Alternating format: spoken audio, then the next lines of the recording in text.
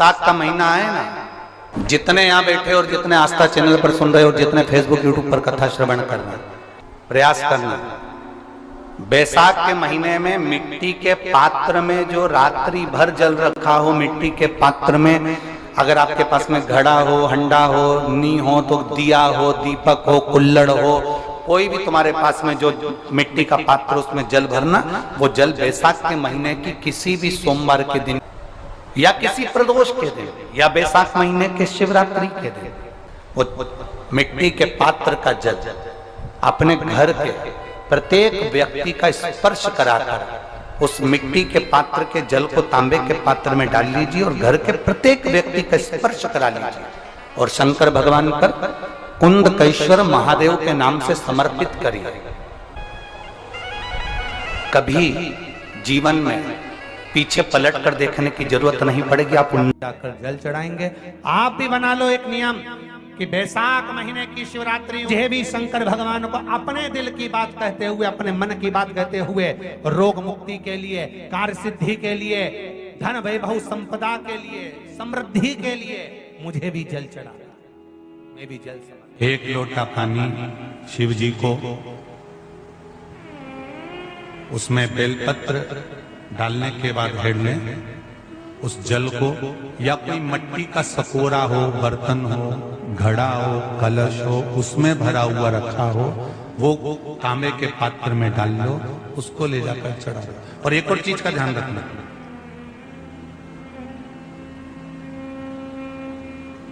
अगर असाध्य रोग जैसे ऐसा रोग हो जो समाप्त नहीं हो रहा हो, कैंसर, किडनी, लीवर या किसी का डायलिसिस चल रहा हो या लीवर काम नहीं कर रहा हो या शरीर की कोई हड्डी जुड़ नहीं रही हो, तो जो जल शिव जी को लोग चढ़ा रहे हैं वो जल को आचमन कर लेना। और आचमन शंकर भगवान की छोटी बेटी अशोक सुंदरी के नाम से करना, उसका आचमन केवल अशोक सुंदरी के नाम से। और शंकर भगवान की सबसे छोटी लड़की अशोक सुंदरी नंदनवन में पैदा हुई, जन्म ली, नंदनवन में जन्म लिया। नंदनवन मतलब काशी। घर के छोटे बच्चों को भी बोलो, बड़ों को भी बोलो, बुजुर्गों को भी बोलो, चलो एक लोटा पानी चढ़ा के आते हैं, चलो। अगर कैंसर का रोग है या किडनी या लीवर या बुखार, पेट से जुड़ा हुआ, सिर से जुड़ा हुआ, कंधे से जुड़ा हुआ या घुटने से जुड़ा हुआ, या रीढ़ की हड्डी में कहीं पानी भरा गया हो या कमर झुक रही हो, कोई भी रोग उधर से लेकर शरीर के अंदरूनी भाग का है और वो बेकार हो रहा है, तो बैसाख का महीना चल रहा है। राकेश देवी जी, बैसाख का महीना चल रहा है। बैसाख के महीने की शिवरात्रि के दिन, बैसाख के महीने की जो शिवरात्रि आएगी, हर महीने शिवरात्रि आती है, तो बैसाख की जो शिवरात्रि है, इस शिवरात्रि के दिन सुबह 8 बजे से लेकर 11 बजे के बीच में एक लोटा पानी, उसमें थोड़ा सा बेल का फल मिल जाए, उस फल का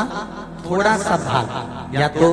बेल का फल का अगर छिलका मिल जाए तो उसमें पानी भरकर तांबे के लोटे में डाल लो, या बेल का फल नहीं मिले तो बेलपत्री को लेके उसमें डुबो दो और डुबो के बेलपत्री को बाहर निकाल दो। वो पानी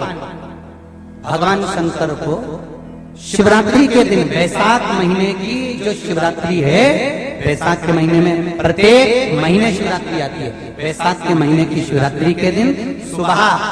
8 बजे से लेकर 11 बजे के बीच में शंकर भगवान को अपना रोग और बीमारी का बोलकर शंकर भगवान को जल समर्पित कर आ जाओ। बाबा पर विश्वास रखकर चढ़ाना, धीरे धीरे ठीक हो जाओ। शिव पे भगवान शिव की सुबह के समय जाकर, और अगर बेलपत्री का पानी नहीं मिले तो मिट्टी के पात्र का पानी, आपको कथा में कहा है, मिट्टी के पात्र का पानी, वो भी शंकर भगवान को समर्पित कर सकते। जल बैसाख के महीने में शंकर पर शीतल जल समर्पित कर देने से शरीर के रोग समाप्त हो जाते हैं और रोग टिकता नहीं। शीतल और अगर शीतल जल का दर्शन करना हो तो कभी महाकालेश्वर अवियल कभी आप लोग लाइव दर्शन करते हो महाकाल के, तो महाकाल के दर्शन करेंगे तो वैशाख महीने में 5-5 घड़े मिट्टी के महाकाल राजा के ऊपर बांध दिए जाते हैं जल चढ़ाने के लिए। कभी आप लोग चकलेश्वर महादेव जाए मथुरा वृंदावन में गिरिराज जी की परिक्रमा, चकलेश्वर महादेव पे 5-5 मिट्टी के घड़े शिव जी के ऊपर बांध दिए जाते हैं। कभी काशी जाए तो वहां पर मिट्टी का घड़ा शिव जी के ऊपर रख दिया जाता है। क्यों? क्योंकि वो मिट्टी के पात्र का जल जब बैसाख के महीने में शिव पर गिरता है तो जो उस जल को समर्पित करता है वो रोग से मुक्त हो जाता है, बड़ी बीमारी में घिरता नहीं। जयंत ब्राह्मण के मुख से श्रवण कर लिया था कि बैसाख महीने में अगर शिवरात्रि पड़े और उस शिवरात्रि पर एक कलश का पात्र लोटा तांबे का या मिट्टी में रखा हुआ जल पात्र में लेकर एक बेलपत्र का छोटा सा भाग उसमें छुआया हुआ,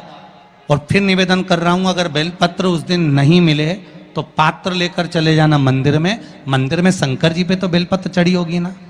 अरे बोलो तो जरा, चढ़ी होगी ना। उसी बेलपत्र को धोकर फिर जल के पात्र में उसको छुआकर फिर शंकर भगवान को भाव से दिल से जो चाहते हो, धन वैभव संपदा सत्ता या रोग से मुक्ति, चाहे उदर से जुड़ी हो। हाँ, एक चीज का ध्यान करना, अगर संपदा के लिए, विवाह के लिए या विद्या के लिए या अन्य चीजों के लिए आप शिव जी को जल चढ़ा रहे हो तो उसके जल को उठाकर नहीं लाना है। और अगर रोग के लिए जल चढ़ा रहे हो कि मुझे ये तकलीफ है, घर में ये बीमारी चल रही है या रोग चल रहा है या किडनी का या लीवर का या कैंसर का या ब्लड प्रेशर का, तो जो जल तुमने समर्पित करा उसको लेकर आकर आचमन भी करना। कौन से दिन?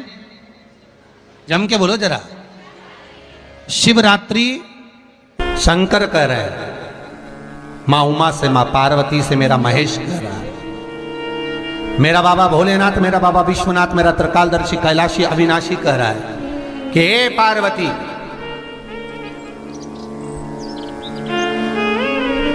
एक बीला, एक बेल जो मुझे समर्पित करता है और समर्पित करने के बाद उस बेल की महत्वता देखिए, जो बैसाख महीने में बाबा शंकर को जो चढ़ाया जाता है और 1000 अश्वमेध यज्ञ का पुण्य फल हम प्राप्त कर लेते, मात्र एक फल चढ़ाकर, मात्र एक फल चढ़ाकर। हे पार्वती, संसार का मनुष्य जब मुझे वो बेलपत्र समर्पित कर, वो बेल का फल समर्पित करता है, पार्वती वो फल जो मुझे चढ़ता है, फिर मैं भले नर्मदा के जल से निकला हुआ कंकर शंकर क्यों ना हूं,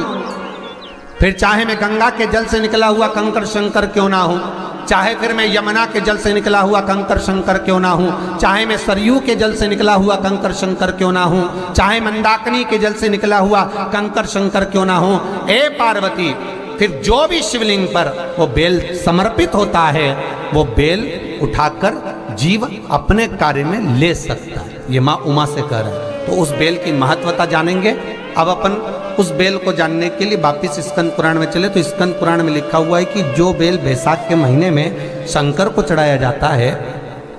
वो बेल का फल उठाकर रख लिया जाता है। बैसाख के महीने में उस चढ़े हुए, बाकी के आपको बेल का फल खाना हो तो बात दूसरी, पर चढ़ा हुआ जो बेल का फल है वो पूरा बैसाख नहीं खाना। बैसाख के बाद में अगला जो महीना आए उस महीने के अंदर उस फल के अंदर का गुर्दा निकालकर उसको सुखा लीजिए और सुखाकर जिस व्यक्ति को पत्थरी की बीमारी हो और जिस व्यक्ति को पेट में बहुत भोजन पचता ही नहीं है, पूरा शरीर पाचन क्रिया बेकार हो गई, उस व्यक्ति को केवल 7 दिन तक शंकर पर चढ़ा हुआ वो बेलपत्र प्रदान कर दीजिए। पत्थरी भी बाहर और पाचन क्रिया भी ठीक, जिंदगी भर तकलीफ नहीं। उस बैसाख में उस फल की इतनी महत्वता बाबा भोलेनाथ स्कंद पुराण, लिंग पुराण, नर्मदा पुराण, पद्म पुराण के अंतर्गत, शिव महापुराण के अंतर्गत वर्णन कर, उसकी महत्वता है। वो बेल का फल साधारण नहीं हो सकता। अब मंदार का जो पुष्प होता है, आंकड़े का जो फूल होता है, एक सफेद कलर का भी होता है और एक गुलाबी कलर का भी होता है। देखा है आप लोगों ने? बोलो, जम के बोलो, देखा है ना? गुलाबी कलर का जो पुष्प होता है वो आप मंदार का, आंकड़े का जो गुलाबी कलर का पुष्प होता है आप टीवी पे देख रहे होंगे, एक सफेद देख रहे होंगे, एक मंदार का गुलाबी फूल, नीला कलर का फूल देख रहे होंगे। जो नीला कलर का जो पुष्प होता है, गुलाबी कलर का जो आंकड़े का फूल होता है, प्रयास करना। जब किसी विषम परिस्थिति में फंस गए, विषम परिस्थिति, जब आपको लग रहा है कि मुझे बहुत भय लग रहा है, कुछ बुरा होने वाला, आपको लग रहा है आज मेरी उल्टी आंख बहुत फड़क रही है, कुछ गड़बड़ होने वाला है, आपको लग रहा है मेरी सीधी आंख फड़क रही, कुछ गड़बड़ होने वाला है, तब केवल वो नीला जो गुलाबी पुष्प है मंदार का, उसको कहीं से लाकर शिवालय में अशोक सुंदरी वाली जगह पर स्पर्श कर कर शिवलिंग पर आप चढ़ा दीजिए। आपकी विषम परिस्थिति कैसी भी होगी वो रास्ता बनाकर बाहर निकल जाएगी, आपको फंसना नहीं, परेशान नहीं। मंदार आंकड़ा, सफेद आंकड़े का पुष्प भी भगवान शिव को समर्पित होकर, जैसे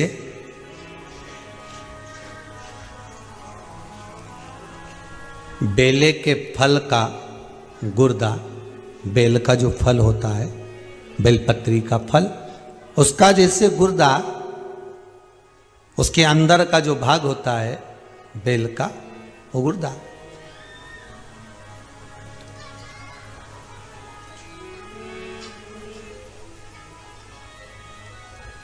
उसको अग्नि में जलाकर उसकी भस्म तैयार कर कर छान कर जब जब आपके यहां विद्वान ब्राह्मण शिव जी का अभिषेक कराते हैं, पूजन कराते हैं, तो उसमें लिखते हैं पूजन के साहित्य में बेलपत्री, धतूरा, दुर्वा, ये उसमें नीचे लिखेंगे भस्म। लिखते कि नहीं लिखते? लिखते हैं ना, भस्म अभिषेक में चाहिए रहती है। तब उस भस्म का थोड़ा सा भी भाग आप अगर शिव को समर्पित कर रहे हो तो ये जान लें कि शंकर मनवांछित फल प्रदान कर रहे हैं, शिव फल प्रदान कर रहे हैं।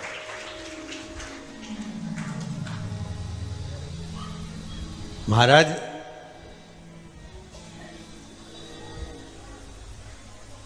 बेलपत्री के वृक्ष के नीचे बैठकर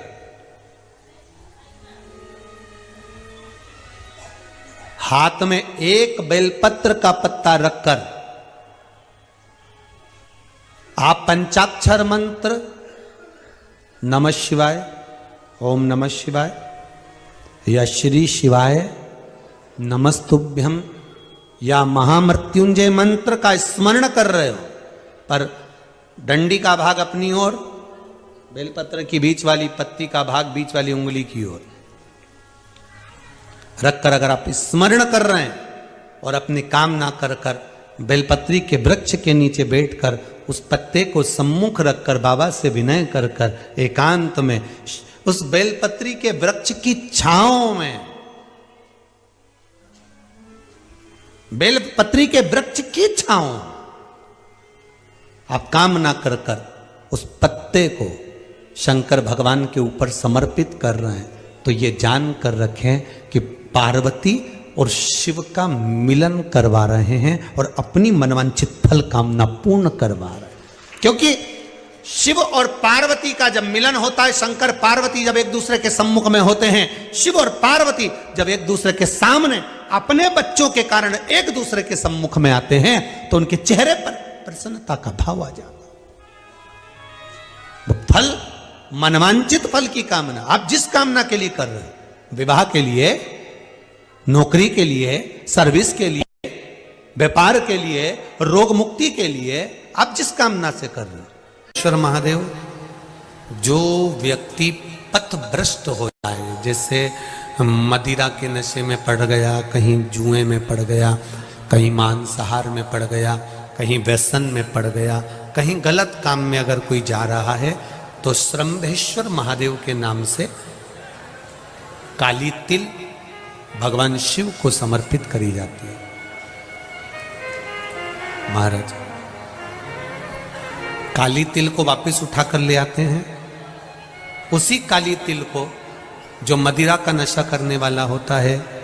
या जो गलत व्यसन में डूबा हुआ होता है, उसको वो सुबह के समय अगर नहीं खाता तो भोजन के साथ उसको दिया जाए। श्रंभेश्वर महादेव, एक बेलपत्री का भी बहुत अच्छा प्रयोग है श्रंभेश्वर महादेव का। मदिरा पीने वालों के लिए, मांसाहार, व्यसन में, जुए में, वेश्यावृत्ति में, पर नारी में, गलत जगह पर जो डूबे रहते हैं उनके लिए। पहले की कथा में उसका वर्णन किया है बेलपत्री पर। श्रम्भेश्वर महादेव, एक बार सब बोलेंगे, कौन से महादेव? श्रम्भेश्वर महादेव। फिर जम के बोल लो एक बार, श्रम्भेश्वर महादेव। जब हमारे घर में क्रोध बढ़ता है या कोई गलत कार्य में जाने लगता है तो श्रम्भेश्वर महादेव का हमें शरणागति लेना चाहिए, श्रम्भेश्वर महादेव का पूजन करना चालू कर देना चाहिए। कई लोग कहते हैं महाराज जी ये श्रम्भेश्वर महादेव का मंदिर कहाँ मिलेगा, हम कहाँ पूजन करने जाए? कहीं नहीं जाना, तुम्हारे घर के पास में जो शंकर जी का मंदिर है वहीं जाओ, उसी देवालय में, उसी मंदिर में जाओ, श्रम्भेश्वर महादेव के नाम से जल चढ़ाना प्रारंभ करेंगे। वो जल जो गलत संगत में पड़ा हुआ है उसका आचमन कराना प्रारंभ करेंगे, अपने आप उसकी धीरे धीरे बुद्धि सुधरना प्रारंभ हो जाएगी। ऐसा श्रम्भेश्वर महादेव का नाम।